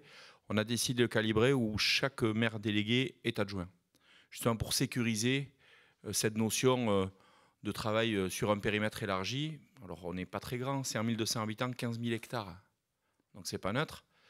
Et la commune-centre Morsinx, qui est devenue Morsinx la nouvelle maintenant, commune-centre, on était déjà à 10 000 hectares, avec 4 700 habitants, et 27 élus à l'époque. D'accord ? Et donc, il faut effectivement avoir des garde-fous par rapport aux réflexes de village. Mais on avait déjà, moi, sur ma commune-centre, des réflexes de quartier. Parce que sur une commune forestière, quand vous êtes à 10 minutes du centre-bourg, vous êtes dans un quartier, un ancien quartier, c'est une organisation très agricole qui s'appelle l'Érial dans les Landes. eh bien, on réagissait avant pour son quartier en conseil municipal de Morsinx, comme on réagit maintenant potentiellement en village dans le cadre de la commune nouvelle. Alors c'était bien connu, et d'ailleurs la boutade d'un des vieux élus, je dirais même du plus ancien d'entre nous, c'est de dire arrête de réfléchir pour ton quartier. Et c'est exactement ça quand on parle avec les élus des 10 petits villages qui sont venus s'agréger. Quant à la représentation des élus, nous on était 27 et 3 fois 11, ça fait 60. Et on avait un vrai problème, la commune nouvelle dans le projet, elle s'est aussi créée parce que sur 3 des 4 villages, les 3 maires sortants arrêtés, avec générationnellement tout ou partie de leur liste. Et il y avait un vrai problème, c'est qu'il n'y aurait pas eu assez de candidats pour couvrir les besoins des 11 potentiels. Et donc, d'un commun accord, on a dit on fait quoi? Nous, on a réduit de 27 à 21, sachant qu'on représente 4700 des 5200, grosso modo. Et on a laissé 4 sur 11 pour les 3 petits villages. Et c'est vraiment de l'arithmétique. Mais alors, ça a été très rigolo parce qu'un des maires des petits villages a dit si on applique l'arithmétique, il y en a un par village et vous êtes 24 sur Morsinx. Bon, on a partagé. Et la question qu'on se pose, c'est pour la suite. Quand on va retomber en principe sur une strate à 1000, on va tomber à 29. Donc ce qu'on a déjà établi, nous, c'est exactement ce que vous dites, c'est de dire on réduira sûrement la commune centre qui passera à 17 ou 18 pour maintenir l'équilibre dans les petits villages et les maintenir à 4 sur 11. Après, on se rend compte dans un conseil municipal à 11 d'un petit village pour être allé travailler sur le projet de commune nouvelle plusieurs fois, puisqu'on a fait une petite 60aine de réunions en 2 ans pour porter le projet de commune nouvelle sur l'ensemble des commissions qui étaient évoquées précédemment. Ils ne sont pas toujours 11 le soir au conseil municipal. Hein. Voilà. Ok, oui, sur la phase préparatoire, ce qu'évoque, c'est toujours quelque chose d'un peu compliqué pour associer la population, parce qu'on discute entre élus, donc on arrive à se mettre d'accord. Après, c'est trouver des moments, des temps d'échange avec la population. La réunion publique, c'est toujours un système. Maintenant, la réunion publique, c'est souvent le gars qui n'est pas d'accord qui prend tout le temps la parole. Des réunions thématiques, ça permet de casser le système de silos, des ateliers, parce que maintenant on est tous rompus à faire des ateliers de travail, et ça c'est quelque chose qui peut être formidable. Bon, maintenant, vous savez, les habitants, qu'est-ce qu'ils veulent, en fait? Bon, un maire, oui, ok. Il y a toujours eu, il y en aura certainement toujours, enfin on l'espère, mais surtout ce qui les intéresse, c'est mes impôts. Donc, quand vous faites des réunions, ayez bien la petite note qui va bien là-dessus. Les services techniques, est-ce que moi, je vais toujours, ça va être entretenu, etc. Les projets, bien évidemment. La santé, les écoles. Une fois que vous avez, je dirais, travaillé sur ces sujets-là, vous êtes normalement incollable. Mais venez avec des projets parce que il faut... Alors, c'est jamais facile, il faut ouvrir la discussion parce que les gens, ça s'intéresse. Ils s'intéressent, ils viennent aux informations. Mais n'oubliez pas qu'ils sont aussi maintenant un peu consommateurs. Donc, il faut qu'on leur produise des choses pour les alimenter. Philippe, je crois que leur tour, hélas, donc c'est toujours trop court. Et on a nos 2 parlementaires. Donc, on vous propose de passer à la 2e séquence sur les impacts à anticiper. Il y avait encore une question? Allez-y, madame. Très particulier, hein, parce que j'ai une commune de 38 habitants. 38, oui. C'est un bon cas d'école. Comment? C'est un bon cas d'école. Oui. Moi, je suis très réaliste. Hein, j'ai fait ce que j'ai pu dans ma commune. Et maintenant, 38 habitants, tôt ou tard, ces communes disparaîtront. C'est pas possible qu'elles durent comme ça. Donc, je voudrais me rapprocher avec au moins le village d'à côté, qui est un petit peu plus grand. Pas bien plus grand, mais quand même qui a la même économie que moi, puisque nous, on travaille... Moi, je suis sur le Larzac, hein, je sais pas si... Enfin, le Larzac, tout le monde le connaît, n'est-ce pas? Mais je suis aux portes du Larzac Sud, dans un territoire magnifique, et nous avons la même économie rurale, puisque nous travaillons avec Roquefort. Voilà, donc, qui est un très gros employeur. Hein. On est dans l'Hérault encore. Et ma difficulté, quand j'en parle autour de moi, bon, le maire d'à côté était d'accord, maintenant il recule un peu, mais bon, ça c'est autre chose. Ma difficulté et ma question, c'est de savoir, premièrement, si c'est intéressant parce que en fait, on n'a pas de moyens, nous. Hein. Voilà. Si c'est intéressant de rapprocher deux communes qui ont des petits moyens, il faut bien le dire. Hein. Et ma seconde question, c'est est-ce que vous, à votre niveau, vous nous accompagneriez, parce que j'ai des difficultés quand même à convaincre un peu les gens. Vous savez, tout le monde se connaît. Hein. Après, j'ai des projets. Par exemple, excusez-moi, je finis juste. Par exemple, nous, sur le plateau, le Larzac Sud, là, sur le plateau, nous n'avons pas de garderie pour les petits. Voilà. Ça, c'est un projet que soutient le sous-préfet, etc. Nous avons les problèmes d'écologie. C'est-à-dire, on peut éventuellement, on a des délaissés, on peut éventuellement faire des énergies renouvelables. On a 3 ou 4 gros projets qui paraissent peut-être petits pour vous tous, là, mais qui pour nous sont intéressants. Voilà. En fait, vous le dites, madame, c'est que il y a 3 données. Il y a les habitants. Vous dites là, 38, à côté combien, voilà. Ça, c'est une donnée. Il y a la superficie. Il ne faut jamais oublier la superficie, c'est quelque chose. Et avec l'espace, il y a le temps, l'espace-temps aussi qui compte. Il faut le prendre en compte, c'est-à-dire jusqu'où c'est jouable, deuxième point. Et puis, il y a la troisième chose dont vous parlez aussi, c'est un fait, ce sont les moyens publics. Voilà, l'impôt qui est levé, les dotations qui sont données, etc. Avec ça, si on ne prend que ça ne suffit pas. Ce qu'il faut, c'est, me semble-t-il, entraîner sur le projet. C'est-à-dire ce territoire, dans sa dimension, avec ses habitants et ses moyens, qu'est-ce qu'on en fait? Qu'est-ce qui est réaliste d'en faire? Mais oui, je suis d'accord avec vous. Et là, ça vous donne l'échelle. Ça vous donne l'échelle. Donc on ne peut pas répondre dans l'absolu. Et les services de l'AMF avec Marie-Cécile, Georges sont à votre disposition. On en parle après si vous le souhaitez, hein, bien évidemment. Mais c'est ça le sujet, c'est qu'est-ce qu'on en fait et quels sont les élus qui sont capables et qui sont porteurs d'une telle ambition. Parce que c'est une ambition, même si, à la base, il n'y a que 38 habitants. Ils sont respectables comme tous les habitants de France. Oui, mais et ils ont le droit d'une administration à une administration locale qui ne les oublie pas. Et je crois, me semble-t-il, mais c'est une opinion que j'avance, que c'est de la responsabilité de ceux qu'ils ont élus de s'en saisir. Non, mais et de moi, le partager. Je suis d'accord avec vous. Mais quand j'ai posé la question, bon, enfin, je ne vais pas dire à qui, mais on m'a dit, ah mais non, mais deux communes avec une petite économie. J'ai dit, mais bon, de toute façon, il y a un avenir. Parce qu'il y a un avenir, on est bordé par la 75. Et vous savez, dans l'Hérault, on est complètement envahi. Donc, on ne sait plus où mettre les gens. Non, franchement, mais c'est ça plus où le les sujet. loger. Il faut définir le projet. Et en fait, c'est une commune qui, à terme, moi je ne le verrai peut-être pas, mais il va se développer. C'est forcé. On ne sait plus où. Bah, c'est bien, c'est une belle ambition. Mais c'est pas facile. Oui, mais je pense que si vous êtes 2 déjà pour réfléchir, c'est déjà un début.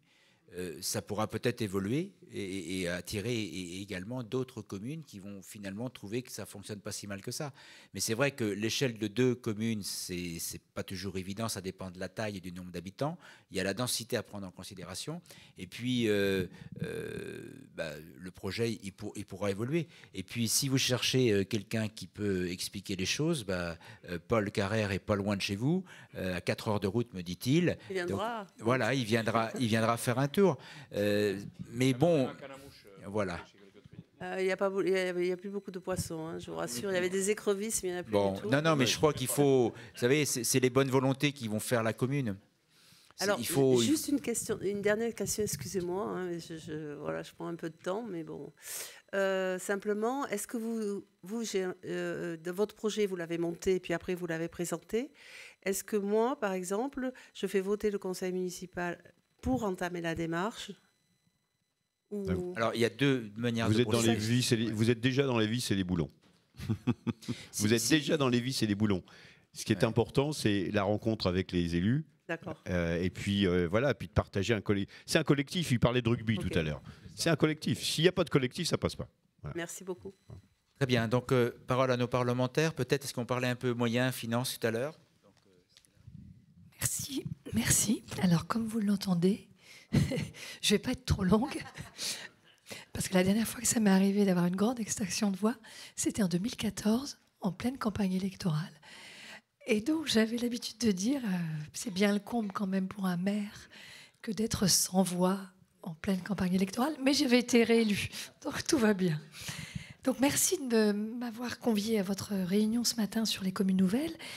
Merci parce qu'on vient d'y travailler ardemment avec nos 2 délégations aux collectivités territoriales, que ce soit au Sénat ou à l'Assemblée, et en lien avec la ministre Dominique Faure, sous la houlette, bien sûr, de Christophe Béchu.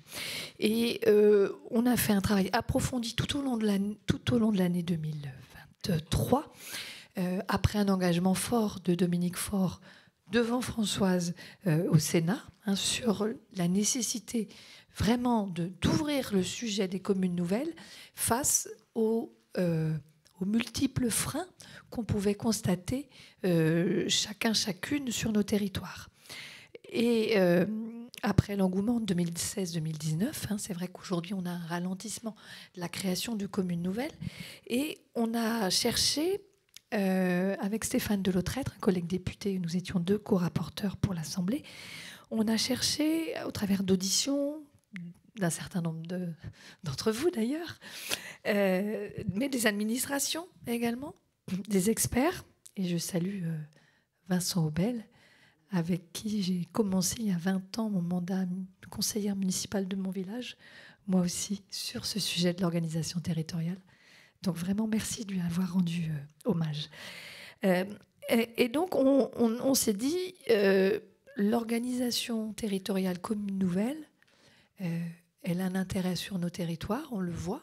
C'est pas simple.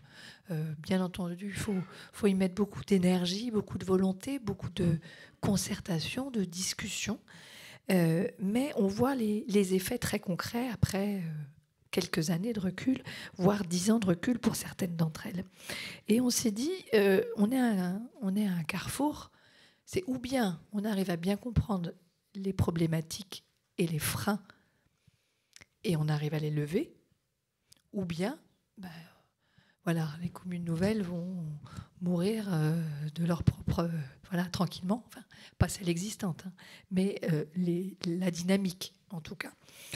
Donc, notre rapport, il est d'ailleurs à l'entrée de la salle, il est paru en septembre, et on est arrivé à une quinzaine de recommandations, s'appuyant sur un bon nombre de choses que vous avez pu dire ici. Bon, compte tenu de ma voix, je ne vais pas toutes les détailler, mais je vais m'arrêter sur certaines, et dont une qui n'a pas été évoquée ici.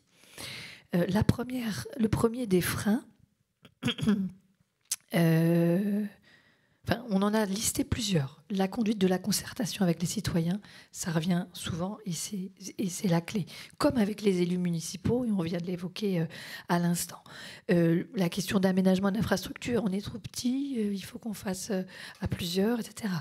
Les questions d'identité de la commune nouvelle comme des villages existants, mais aussi, comme vraiment le pavé dans la mare, c'est la question de la visibilité financière pour les communes, puisque ces dernières années, les dispositifs ont quand même beaucoup évolué, et parfois dans un sens en recul et en frein, puisqu'avec des perspectives de changement de règles qui faisaient que les communes existantes allaient perdre, et allaient perdre beaucoup. C'est pour cette raison que Philippe Salopin l'a rappelé, je me suis beaucoup mobilisée en 2020-2021 pour faire entendre que des villages regroupés et qui passent le cap des 10 000 habitants ne sont pas des urbains. On est toujours ruraux, même si on s'est regroupé et qu'on passe cette barrière des 10 000 habitants. Donc on avait pu avoir une première évolution et marquer un point d'arrêt, un point d'attention sur cet enjeu du financement des collectivités, et on avait pu maintenir la dotation de solidarité rurale aux communes nouvelles de plus de 10 000 habitants. C'était une étape, mais on voyait bien que ce n'était pas suffisant. Donc, dans les recommandations que nous avons formulées, il y a la fameuse garantie de non-baisse des différentes composantes de la DGF.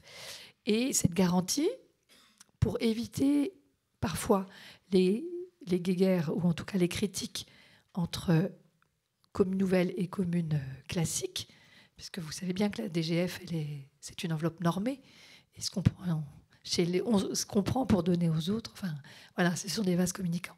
Donc, on était attaché aussi à ce que cette garantie nouvelle se fasse hors DGF. Mesure, je pense, essentielle.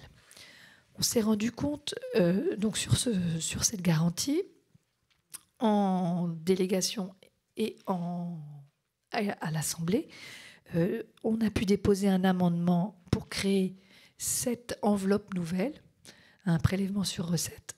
Et cette mesure a été retenue dans le 49.3. Donc je laisserai après Françoise nous évoquer la suite des travaux. Mais c'est un pas très important pour la visibilité, la pérennité des communes d'aujourd'hui et la visibilité de demain, puisque l'objectif, c'est de faire en sorte que les communes futures qui se regroupent ne soient pas perdantes. On n'est pas dans un bonus particulier ou dans une course au jackpot, c'est pas ça du tout. Et c'est pas ce que les communes demandent. C'est de ne pas perdre et de savoir vers quoi se projeter. Donc désormais, il sera comparé la somme des dotations des communes historiques à la DGF recalculée de la commune nouvelle. Et s'il y a une perte, eh bien, ce fameux nouveau fonds de garantie viendra compenser sa perte de façon à ce qu'elle soit désormais garantie, avec d'ailleurs différents mécanismes de dynamique, justement, parce que si l'enveloppe de la DGF augmente, eh bien, la garantie pourra aussi être majorée. Mais bon, c'est à la marge. L'important, c'est justement la visibilité, et la visibilité dans le temps. Hein, on n'est pas sur un pacte de stabilité ponctuel. Cette garantie, elle est ad vitam aeternam, ou plutôt jusqu'à ce qu'une loi vienne changer la règle. C'est toujours la vigilance qu'il faut avoir sur tous nos sujets en matière de collectivité, mais vous le savez bien. Donc, premier point, très important et majeur, je pense. D'autres points importants aussi, c'est le fonds d'amorçage. Donc là, on est pour les communes nouvelles, ce que je n'ai pas dit, pour les garanties, pour les communes nouvelles constituées, elles sont aussi éligibles à cette garantie. Hein.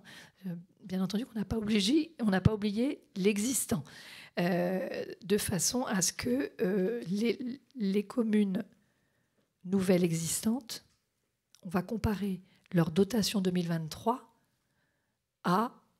aux dotations futures. Et la garantie portera sur l'éventuel différentiel s'il y a une baisse. Bien entendu, s'il y a une hausse, la garantie, enfin, il n'y a pas de sujet. Et voilà, Françoise complétera, puisqu'il y avait encore des petits trous dans notre raquette. Et comme on travaille bien entre Assemblée et au Sénat, on se passe la balle et on essaie d'avancer et d'aller le plus loin possible. Dans notre rapport, on a aussi donc proposé de revaloriser le fonds d'amorçage qui, aujourd'hui, et de l'allonger pour le passer à 15 € par habitant pour 6 ans. Alors c'est vrai que c'est beaucoup avec une majoration pour les petites communes. On n'a pas obtenu le compromis auquel on est arrivé à l'Assemblée, c'est pas celui-ci. On est sur une majoration de 10 €. Mais l'amendement est passé et là aussi a été intégré dans le 49.3. Mais je sais que les sénateurs poursuivent aussi sur ce sujet parce que les études, les ressources dont on a besoin pour démarrer une commune nouvelle méritent aussi notre intérêt et un soutien des collectivités. Et les 6 € par habitant jusque-là, sur 3 ans, sont faibles. Donc un coup de pouce. Et la ministre a confirmé qu'il y aurait un coup de pouce sur la base de 10 €, peut-être plus si ça avance, ça continue d'avancer au Sénat. Dans nos recommandations également, et tout ne relève pas d'un projet de loi de finances, et je pense qu'il faut qu'on continue à tirer le fil et qu'on aurait certainement besoin de mesures et d'un texte de loi pour adapter ce qui mérite de l'être, comme par exemple, ça a été évoqué, la question du nombre d'élus siégeants, non pas au moment de la fusion, mais vous savez, il y a quand même des baisses très significatives de nombre d'élus qui parfois peuvent amener même à des villages à ne plus avoir d'élus, de représentants. Donc je pense que c'est un vrai sujet. Et dans notre rapport, on reprenait d'ailleurs une des propositions de l'AMF, qui est d'attribuer un siège de conseiller supplémentaire par commune déléguée, de façon à assurer ce supplément et à éviter la non-représentation.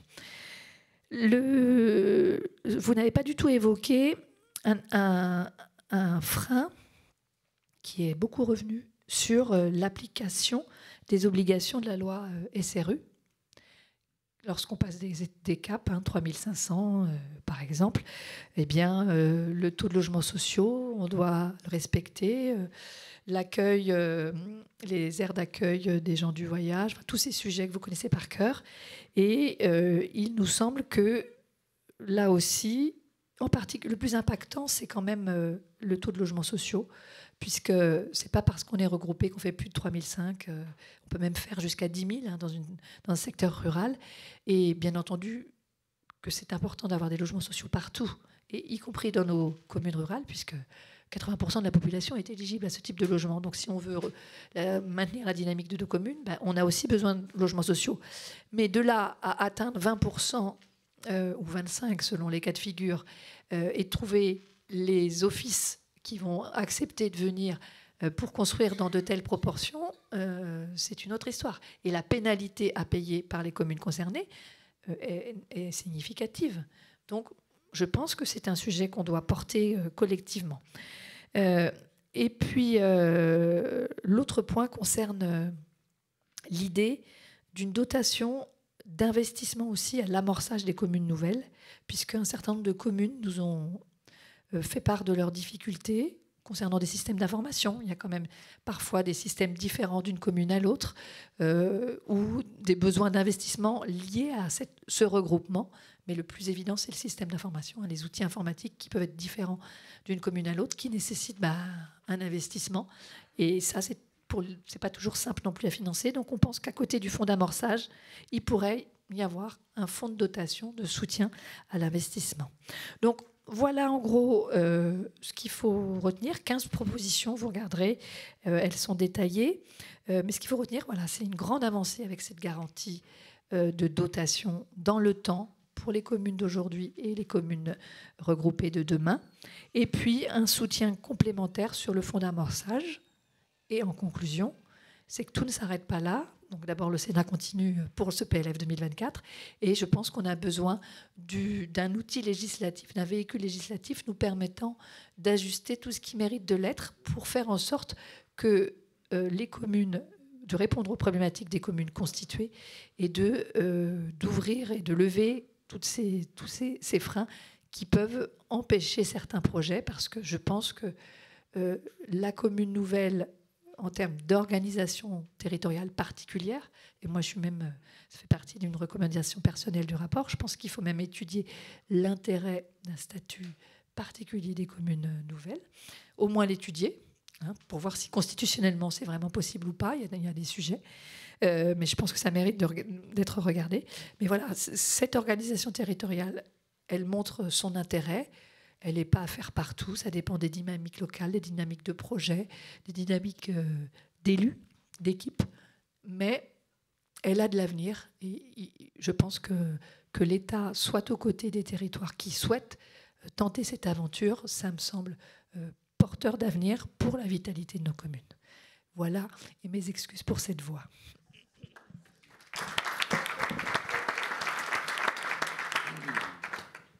Madame la sénatrice, peut-être maintenant. Puis on clôturera ensuite. Merci Philippe, bonjour à tous. Je vais essayer d'être bref. Je voulais moi aussi adresser mes remerciements pour cet hommage à Vincent Bel que quelques-uns d'entre vous ont connu. Nous avons une réunion sur les communes nouvelles avant l'été avec Vincent Bel qui était toujours très allant, et nous avions convenu d'une autre réunion à la rentrée pour que, ici ensemble, on ait le plaisir avec lui de parler et surtout de conclure sur les communes nouvelles. Donc, merci beaucoup. Alors, quelques mots sur les communes nouvelles. Donc, moi, je suis sénatrice, je suis d'Ille-et-Vilaine en Bretagne, je suis présidente de la délégation collectivité. J'ai été maire pendant 16 ans. Mon cœur a failli s'arracher le jour où il a fallu que je choisisse entre maire et sénateur, mais ainsi va la vie, des lois en tout cas. J'ai commis une commune nouvelle en 2017 avec 3 communes. Voilà. Et puis, en 2016, au Sénat, on s'est interrogé sur les communes nouvelles. Pourquoi ça marche? Pourquoi ça marche pas? Pourquoi il y en a beaucoup dans certains endroits? Pourquoi il n'y en a pas du tout? Alors qu'il y a des toutes petites communes. On a fait une sorte, vous voyez, d'évaluation de... voilà. Bon. Et puis après, on a tiré un peu des conclusions et on a fait des nouvelles propositions. On a travaillé avec l'AMF beaucoup, et je salue toute l'équipe qui est là pour vous accompagner, madame. Voilà, parce que chaque projet, c'est de la haute couture et du cousu humain. Voilà. Donc ça, c'est pour ça qu'il faut vraiment être bien accompagné. Et puis, l'année dernière, nous avons entamé une étape qui est décisive. Et moi, je vous salue tous. Et le témoignage de nos 2 porteurs de projets, il est exceptionnel parce qu'ils ont tout dit. Alors, quand on fait une commune nouvelle, on entend ceux qui disent oui, mais alors là, on va perdre notre identité, c'est la grosse commune qui va nous manger. Oui, oui, d'accord. Et en même temps, moi, je dis au maire, oui, et si tu restes tout seul, c'est quoi ton avenir? D'accord? Est-ce que tu auras encore les conseillers municipaux? Est-ce que tu auras encore des habitants? Et je disais à un élu... d'une manière un peu humoristique, je dis, tu sais, un jour, tu vas te retrouver tout seul devant ton monument aux morts et tu n'auras même pas d'argent pour te payer la gerbe. Non, non, mais vous voyez, ça illustre le truc. Parce que quand vous faites une commune nouvelle, pourquoi vous le faites? C'est parce que vous faites partie de ces maires qui, à la fois, traitent le quotidien. Et tu as bien dit, un jour, faut désigner des grands électeurs pour les sénateurs. Donc c'est important, mais tu as fait quelque chose d'essentiel au même moment. Et ça, c'est votre boulot de maire, c'est notre boulot de maire, c'est d'imaginer ce que vous serez, ce que sera votre commune dans 10 ans. Et moi, j'étais une commune qui n'avait pas forcément besoin d'aller s'embêter à faire une commune nouvelle. Et moi, mes adjoints me disaient, non, mais pourquoi on fait ça?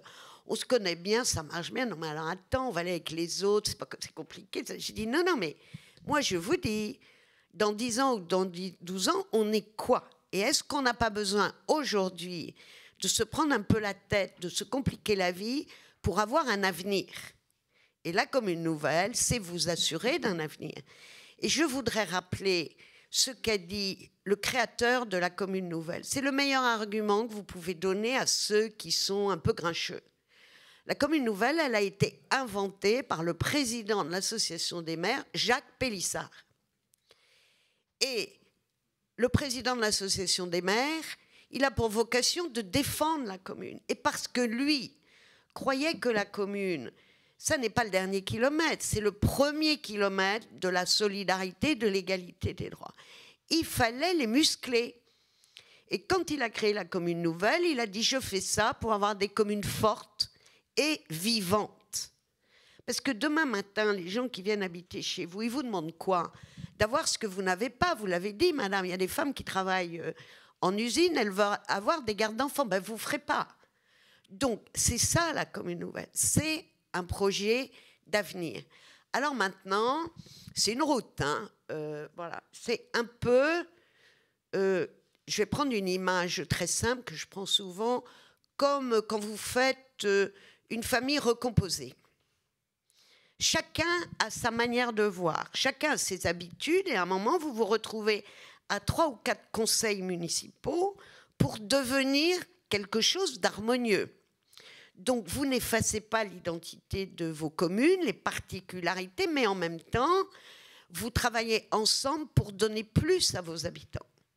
Parce que quand vous aurez fait la commune nouvelle, vous aurez un peu plus de moyens, vous aurez mutualisé des choses et donc vous pourrez mettre en œuvre, peut-être, je ne sais pas, un projet comme le vôtre, madame, que tout seul, vous ne pourrez pas faire. Et puis j'ai une autre phrase que moi j'avais retenue, comme alors les communicants, ils appellent ça des baselines. Voilà. C'est-à-dire quand vous faites un truc, vous trouvez une sorte de slogan. Alors moi j'avais trouvé, pas un slogan, mais un vers de Lamartine, c'est juste un peu différent, qui disait... Je lis dans l'avenir la raison du présent.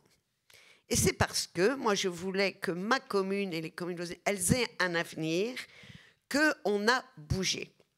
Et donc, comment on bouge? Tout le monde l'a dit, les collègues ici l'ont dit, vous aussi. Il faut s'apprivoiser les uns les autres. Ça veut dire qu'il faut qu'entre élus, on se parle, on se respecte, et pas simplement entre maires. La commune nouvelle, ce n'est pas un projet de maire. Il est porté par les maires, mais si les maires font ça tout seuls, bon, à voir. Tous les élus doivent être associés, travailler ensemble, parce que même quand tu le disais, les gens disent « Ah oui, mais alors qui va venir tondre notre pelouse à quel jour ?» Alors c'est du détail, mais il n'empêche qu'en faisant ça, ils se comprennent, ils se découvrent. N'oubliez pas les personnels de vos collectivités. J'ai vu un projet de commune nouvelle dans mon département qui était, enfin, naturel. Tous les anciens maires prenaient la parole pour dire bah, « bien sûr qu'il faut le faire, on aurait dû déjà le faire ». Et bien le truc, il a capoté parce que une DGS a eu peur, elle ne savait pas ce qu'elle allait devenir et elle a un peu fait flipper son maire. Et donc, il y a eu un recul. Le personnel est déterminant. Et pour le personnel, la commune nouvelle n'est pas, comment dire, une perte de capacité ou de pouvoir. C'est souvent une chance de découvrir d'autres fonctions et de ne plus être tout seul. Mais il faut que vous emmeniez le personnel avec vous. La population, il faut que vous l'emmeniez avec vous. Alors, on a eu des propositions, Stella le sait bien. Nous, on a eu des propositions en nous disant, voilà, il faut que dans la loi, vous obligiez à faire un référendum. Eh bien, nous, au Sénat, on a dit non. Parce que le référendum, on ne répond jamais à la question qui est posée. Et là où il y a eu des référendums de fait, il y a des endroits où ça a marché, mais il y a des endroits où ça fait capoter le projet. Pourquoi? Parce que c'est le plus grand opposant du maire qui s'occupe de faire la campagne pour démonter le projet. Et que vous ne savez pas qui vient voter, et qu'une fois que vous avez fait le référendum, quand on vous dit « mais vous n'êtes pas obligé de suivre l'avis », enfin moi je veux bien rencontrer, à part sur Notre-Dame-des-Landes, mais ça c'était l'État, je veux bien rencontrer un maire qui fait un référendum et qui ose prendre une décision, au contraire, voilà. Par contre, demander l'avis de la population, c'est les informer que vous êtes en train de réfléchir, que vous avez un projet, vous faites des réunions, des foires aux questions, vous rencontrez les associations et vous dites, voilà, et vous faites des réunions publiques. Ça veut dire qu'à un moment, vous avez aussi emmené toute votre population. Et l'AMF est exceptionnelle pour vous accompagner, sincèrement. Et puis, quelques points. Stella a dit le travail qu'on a conduit depuis 1 an. Et alors, parfois, quand on est maire, on se dit, bon, alors là, les élus nationaux, il ferait bien de s'entendre, hein, parce que selon le parti politique, selon que l'on soit à l'Assemblée ou au Sénat, ben, sincèrement, moi, je vous le dis avec beaucoup de satisfaction et de bonheur. Depuis l'année dernière, nous avons obtenu du gouvernement un arrêt d'une éventuelle dégradation des finances. On a fait un travail incomparable où il y avait Assemblée, Sénat, avec le gouvernement, pour se dire si les communes nouvelles, c'est un sujet d'avenir. Parce que moi, je ne crois pas qu'on va garder longtemps des communes de 10 ou 100 habitants. Je vous le dis, c'est pas que je n'en veux pas, c'est que je pense qu'on ne trouvera pas de maire pour aller. Et quand vous avez 40 km de voirie à refaire et que vous n'avez pas... Voilà. Et que si on veut garder ce qu'on est, il faut qu'on bouge. Et donc, on a fait ce travail considérable. Et vraiment, moi, je salue l'écoute du gouvernement qui est sur le sujet remarquable. Bon, donc, on est arrivé à des choses positives. Il y a une première étape qui a été faite à l'Assemblée. Puis nous, on va essayer de mettre la cerise sur le gâteau. Voilà, parce que ça le vaut bien, je pense. Et que donc nous avons un peu élargi le cercle des bénéficiaires de la sécurité de la dotation. Parce que la vie, elle était comme ça. Quand les gens ont fait des communes nouvelles, ils ne savaient pas. 4 ans après, moi, ma commune, elle perdait 575 000 €. Alors vous comprenez que j'ai eu les félicitations du nouveau maire, Bon, et j'étais pas la seule, il y en a beaucoup. Et que donc, aujourd'hui, Stella l'a dit, et ça c'est très important pour vos opposants et vos populations, vous ne perdrez pas de dotation. Voilà. Alors, c'est gravé dans le marbre législatif. Hein. Bon, alors, ça peut être changé, mais sincèrement, là, on a un engagement qui est très fort. Ensuite, vous avez 2 points que vous avez évoqués. C'est la question du maire délégué. Moi, je partage tout ce qui a été dit. C'est que le maire délégué, il faut qu'il ait un périmètre d'horizon qui est celui de la commune nouvelle. Et qu'à un moment, le maire délégué qui est nécessaire, parce que quand vous partez, vous ne pouvez pas avoir l'air de manger les petits quand vous êtes un peu plus gros. Ce n'est pas votre intention. Donc, vous gardez un maire délégué. Sauf qu'à un moment, inévitablement, c'est comme ça, même le meilleur des maires délégués, il est enfermé dans son périmètre, il ne s'occupe, si je puis dire, que de son clocher ou de son terrain de foot. C'est-à-dire, lui, il est là.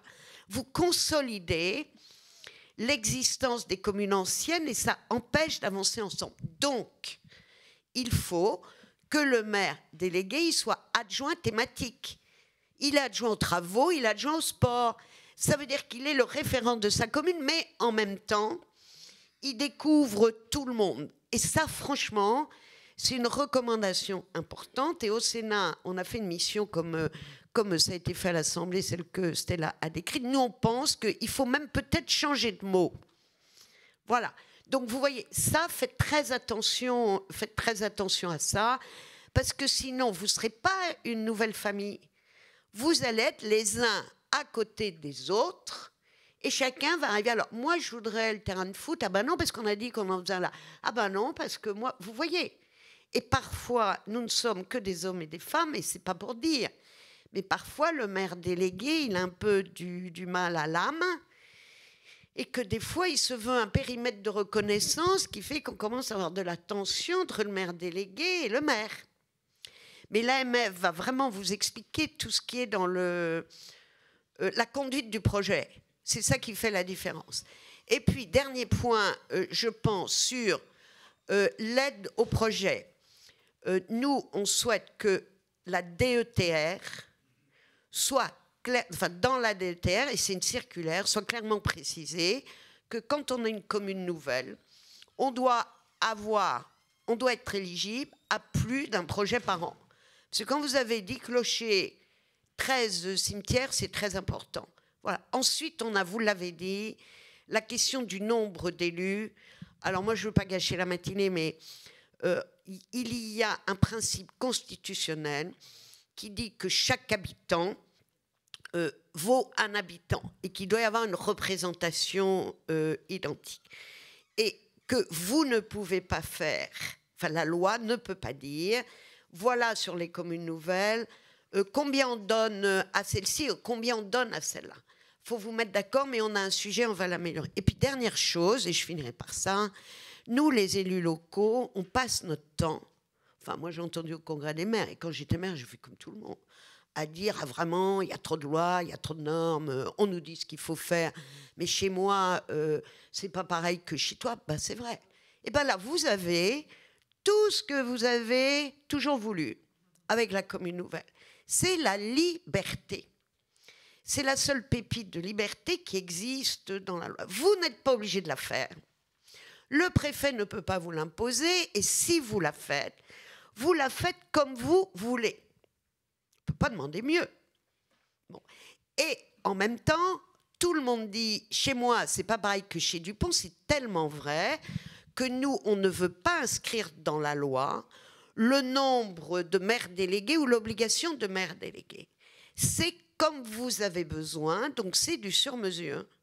Et vraiment, moi, je suis heureuse du travail de l'AMF là-dessus, du travail que nous faisons ensemble à l'Assemblée et au Sénat. Et vous voyez, au Sénat, ce matin, tous les groupes politiques, enfin, sauf un, puis il y a des non-inscrits, ont déposé le même amendement sur la sécurité financière des communes nouvelles. Voilà, donc vraiment, merci à vous tous. Allez-y, puis nous, on aime bien se tenir au courant de ce qui se passe, que c'est vous qui décidez de l'avenir, et je pense que vous avez raison, parce que ceux qui reprochent parfois à leur maire d'engager une commune nouvelle, ce seront les mêmes qui, dans 5 ans, râleront parce qu'il n'y a rien, il n'y a pas l'avenir.